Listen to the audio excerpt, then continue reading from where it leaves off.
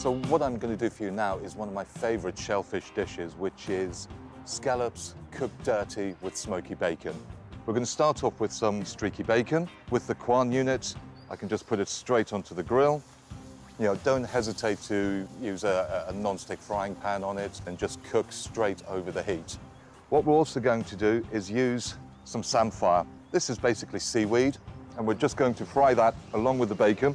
And we're just going to add that as a little topping. It gives a bit of crunch, gives a bit of texture.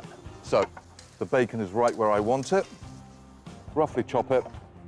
And there, you just put it into your butter, some pepper. Just mix it all in. So then what you do, you just get a big dollop of your bacon butter straight onto the scallop.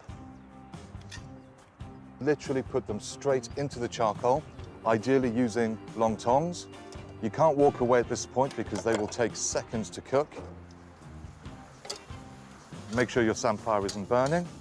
You want it slightly crisped. Once you've reached that stage, remove from the heat, and then just sit back and watch your scallops gently cooking in the bacon butter. This will take, depending on the size of the scallop, anything from 20 seconds to 30 seconds. And if they're the large scallops, don't hesitate in turning them over after 20 seconds or so. Just to help them cook through. So the scallops are beautifully cooked. They've taken that translucent color. The butter has turned a nice nutty brown. So again, very carefully, just remove them, put them onto a heat-proof surface.